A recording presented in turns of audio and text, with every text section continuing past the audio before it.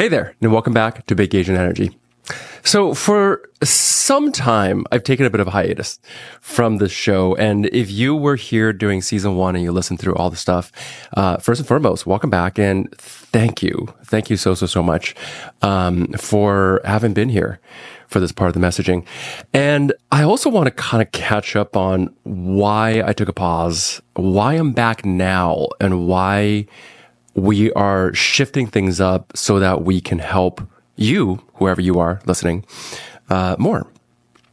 And if you weren't here for the first season, it's totally fine. We have some great episodes in the back. We have some great interviews and such. And I'll just kind of catch you up here a little bit. Basically, when I first started this show, I had no idea what I was doing. And I had no idea why I was doing it, to be honest. I mean, this was coming off of COVID. And at the time, there was this whole anti-Asian hate thing happening. And I had been asked to speak because I'm a, keynote speaker, and I started posting about what was going on about anti-Asian hate. And I was asked to speak at a rally about the effects and impacts of anti-Asian hate.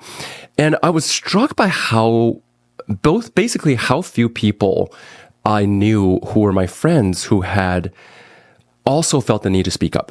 And, there's nothing wrong with that. If you don't want to speak up, that's totally up to you. But I was struck by how many of them had gone through and experienced anti-Asian hate themselves. I had a friend, for example, who was stalked at a SkyTrain, which is kind of like Vancouver subway station. And, I've had friends who were spat at. I had friends who had hand sanitizer thrown at them, like stuff like that level of anti-Asian hate during the times of COVID, when at the time this whole China virus and, Kung flu messaging was going around. So at the time I started Big Asian Energy because I thought, we need people to know how to speak up for themselves. And this is a stereotype, and I fully acknowledge that. And this is something that's really within me, is I felt really uncomfortable speaking up because growing up, my parents always taught me to, work really hard and focus on my academics. And what they didn't teach me was, how do we speak up for ourselves? How do we communicate and deal with all the nuances of being social in especially a Western world? And they didn't teach that to me because they never experienced it. They knew how to communicate. They were experts at communicating in an Asian world, but not in a Westernized world.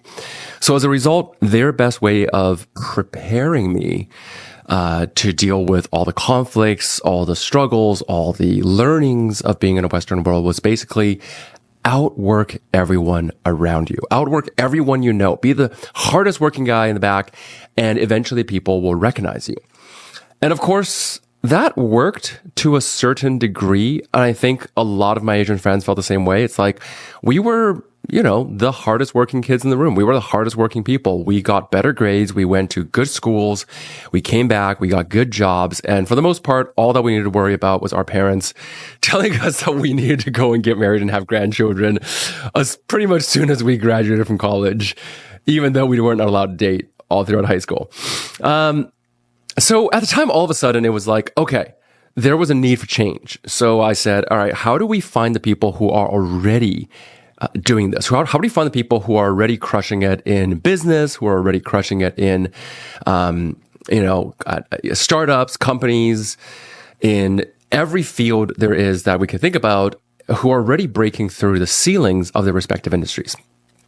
And so that's what the intention of the first season was I went and found out a bunch of these experts, and I said, CEOs, people who were crushing industries. We had YouTubers, singers, influencers, people in the military. And we basically said, how did you do it?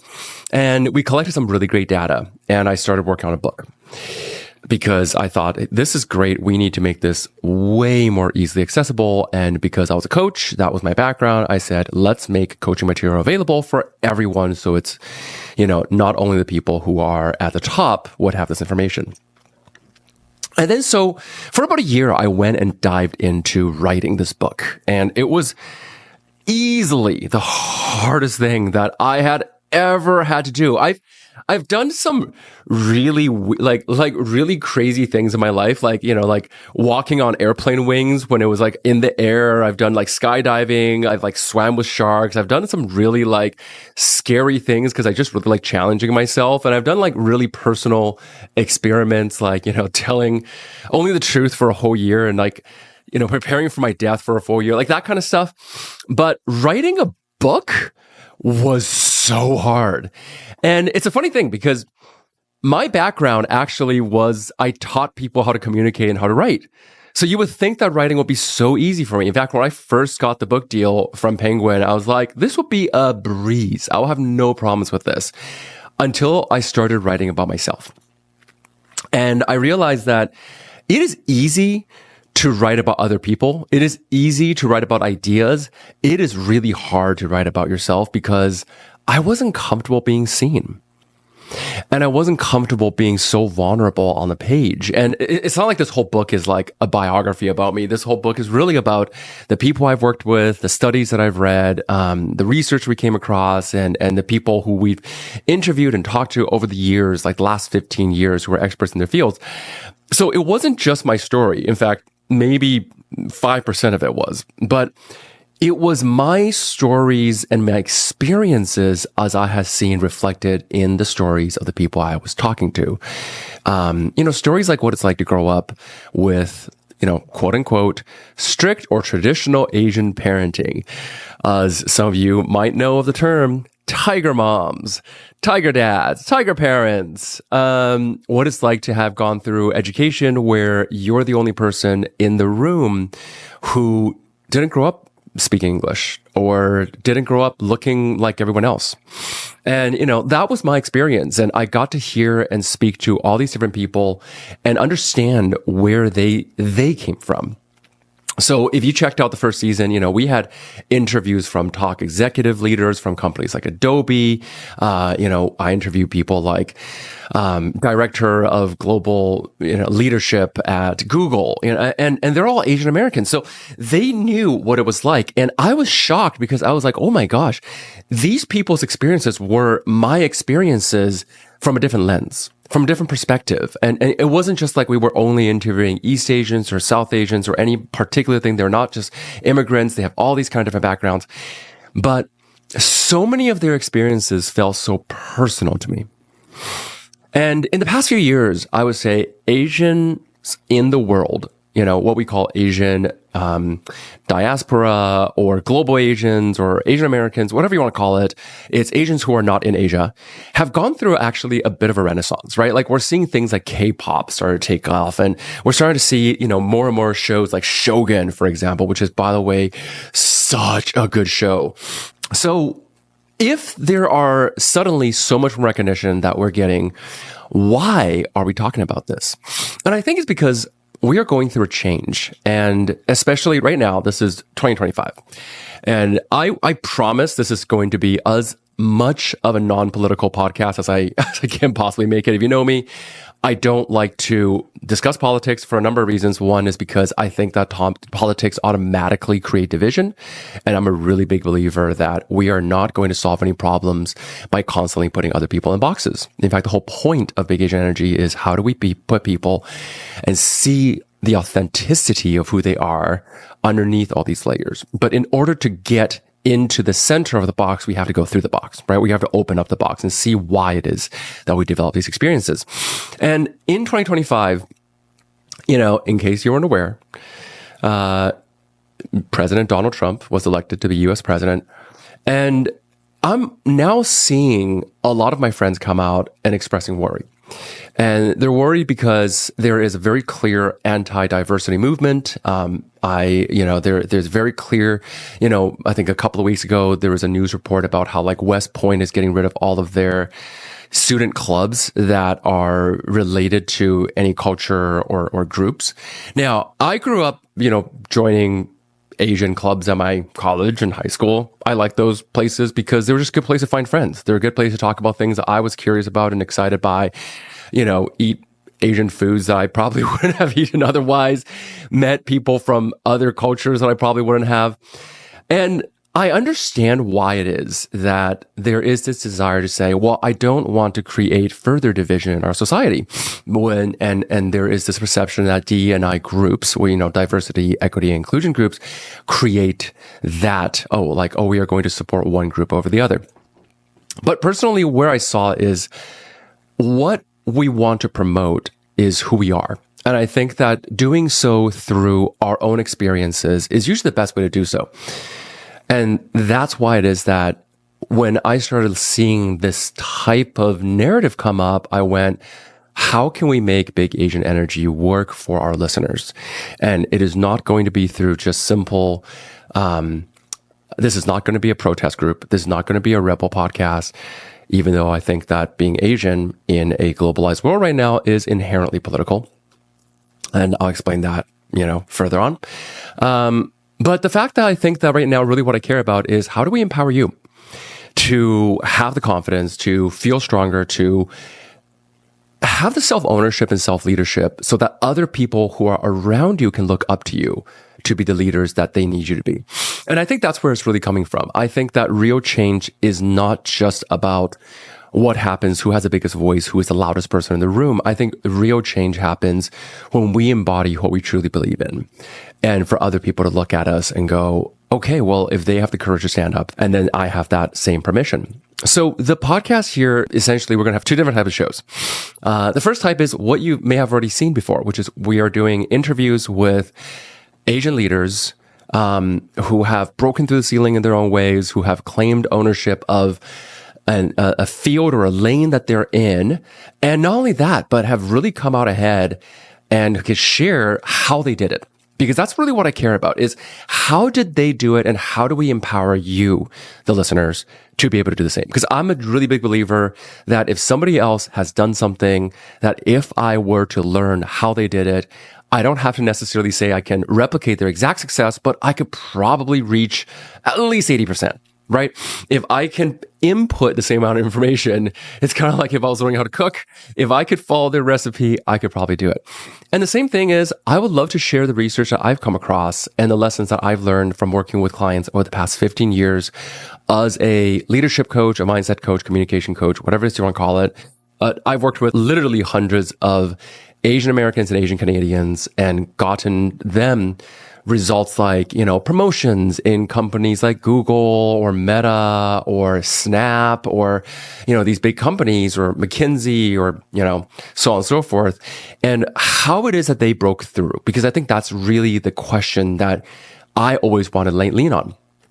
So the intention of the show here is to share these tools with you that are actionable, that are hopefully relatable, that are things that you could take and immediately input in your own lives to break through your own ceilings and the barriers that might be keeping you back.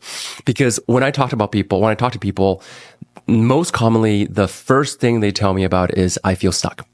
I feel stuck in an area of my life. It's relationships. I feel stuck in my relationship. I feel like there's something I know that I'm supposed to be doing, or they feel like they're stuck in life, or they're like, I feel like I'm meant for more potential. I have the potential to create more, but I don't know how to break through it. And so there's always two parts. And I say that there's two methods to get to the same place. There is outside in and there's inside out. So picture like two circles overlaid on top of each other, kind of like a target, right? And this is where the inner game is played. This is our mindset. This is our feeling of who we are, our identity, our perspective, how we talk to ourselves, the struggles we might go through, things like imposter syndrome, things like inner criticism. Like these are the things that are the internal barriers that we face. And then there's the outer circle. And the outer circle is the communication, the social skills, the how do we interact with other people, the leadership skills that allow other people to see us. And I find that when I was learning this, because I'm like a self-help junkie, man. Like starting from, I think about like age 14, like when all of my friends were, really into things like Dragon Ball Z. Like my parents were so strict that they refused to buy me any video games. we weren't allowed to watch TV at home. So I didn't get to watch like Pokemon shows and stuff like that. And at the time, I wasn't too happy with them about that. But what I did get is books. And what they promised was, if you want a book, no matter what kind of book it is, I will always buy it for you. So I got really into self-development books early on. And I got really into like the Zig Ziglars and the How to Win Friends and Influence People and, like the Tony Robbins books. And I read so many of them. Like probably, and when I say probably, I'll probably even say like possibly even more, like hundreds of them.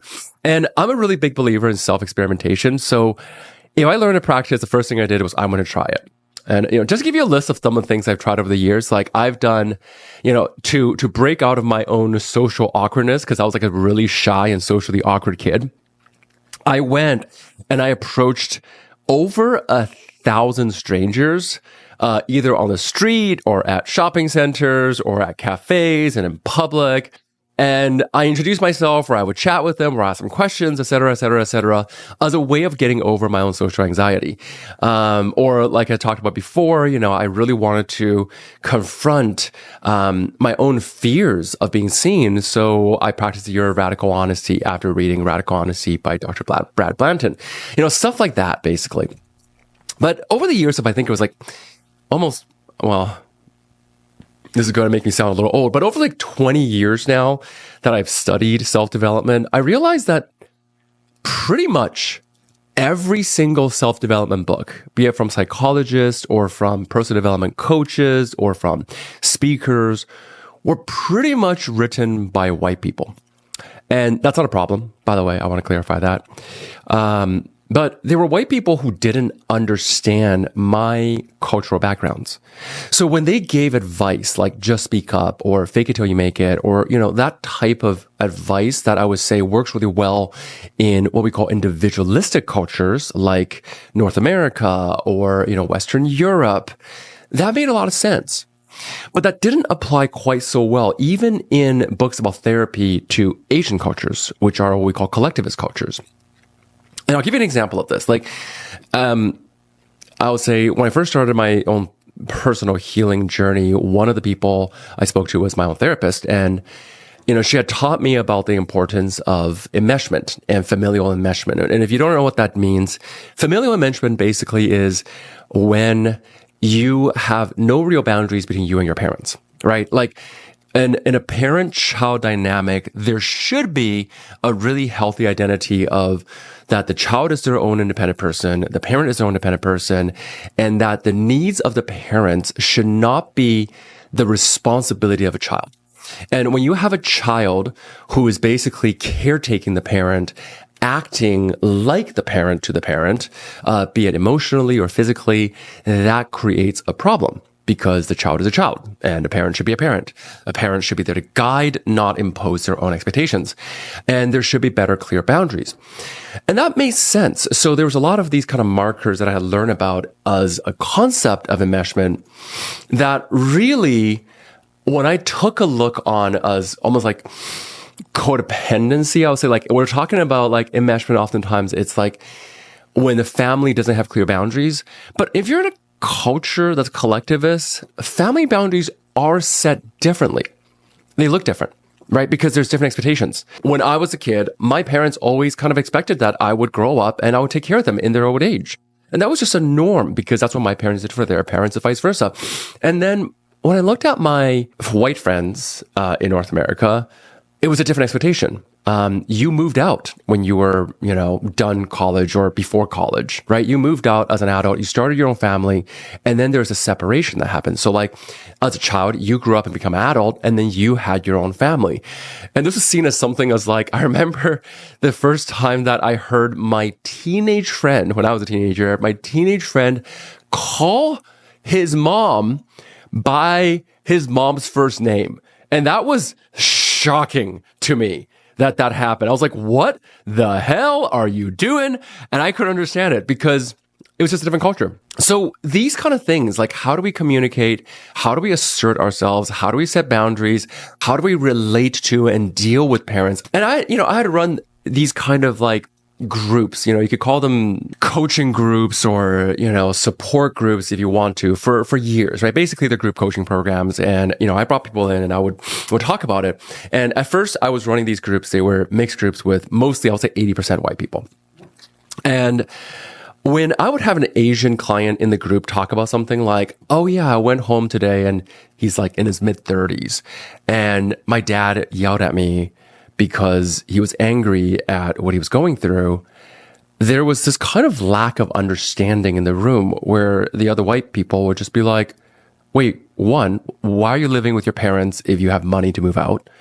And two, your dad yelled at you. Why didn't you yell back? And there was just not an understanding. And I'm like, oh my God. And I was in there going like, oh my God, the exact experience I've had before where like you understand that the roles you play with your parents are different in an Asian culture. These kind of experiences like social hierarchies or the importance of honor or face is not just about ego or about like wanting to make yourself look good, but rather that it's a reflection of your family or that working hard isn't just seen as a personal value, but a reflection of your entire lineage and heritage and background. Or even that sometimes like if you're the only Asian person in a room at work, you know that how other people judge you is going to be colored by your skin color. Like these kind of experiences, I think, are so subtly weaved into my personal experiences, but yet are misunderstood or misguided. And what do I mean by misunderstood? Like one of the I talk about these, 5 big myths, right, of Asian Americans. And one of the first top myths that I often talk about is like, we're not shy. We are overachievers. Like we are not shy. We have high standards. Like, and what I mean by that is that like, a lot of times, there's this perception, and this was a study that was done, I think, don't quote me on this. It was by, I think I want to say a McKinsey or something like that, or Send or something, where they basically looked at, how many Asian people felt like the people around them viewed them as being good workers. And the vast majority of respondents say Asians are good workers because they're hardworking, they're dedicated. And like, that's part of our stereotype and our perception, right? We're seen as hardworking. We're seen as good at math. We're seen as highly technical. There's like stereotypes of like, the Asian dad who's just like, are you doctor yet? No, come back when you're a doctor. These kind of things. Like these stereotypes that get propagated are stereotypes because they're not universal, but there's some truth to the cultural story behind it, even if they're not quite as extreme as the caricatures that they have become. But it's not just that, right? Like, so there's this perception also that Asians are not good leaders. So that was one of the studies that they looked at was, do you perceive Asians as being good leaders? And the majority's answer was no.